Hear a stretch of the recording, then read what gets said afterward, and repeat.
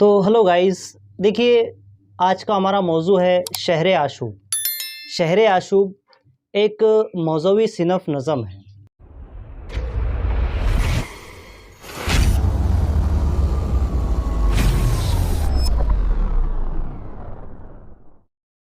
جس میں شہر کی بربادی اور شہریوں کی بدحالی کا ذکر ہوتا ہے۔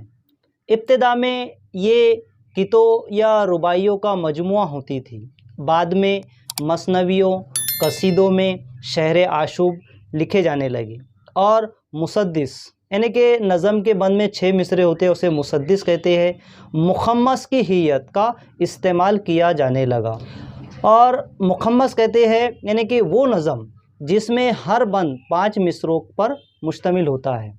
تو شہر آشوب میں شاعر کا رویہ ہمدردانہ ہوتا ہے، اور اس کے برعکس بعض شعراء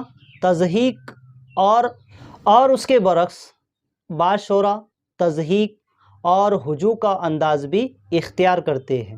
یعنی کہ تضحیک کہتے ہیں ہنسی اڑانے کو، اور ہجوم یعنی کہ برا کہنے کا جو ہے تو یہ ایک انداز بھی اختیار کر لیتے ہیں۔ تو اردو میں شہر آشوب کا عام رواج محمد شاہ کے زمانے سے ہوا ہے۔ تو مغلیہ سلطنت کے روبہ زوال ہوتے ہی ابتری کا جو بازار گرم ہوا ہے، یعنی کہ بدحالی کا جو بازار گرم ہوا ہے، تو اس سے متاثر ہو کر شعراء نے متاثرین کی ہمدردی اور حکام کی ہجوم میں ایسی نظمیں لکھی ہیں جو شہر آشوب کی تعریف پر پوری طرح اترتی ہے۔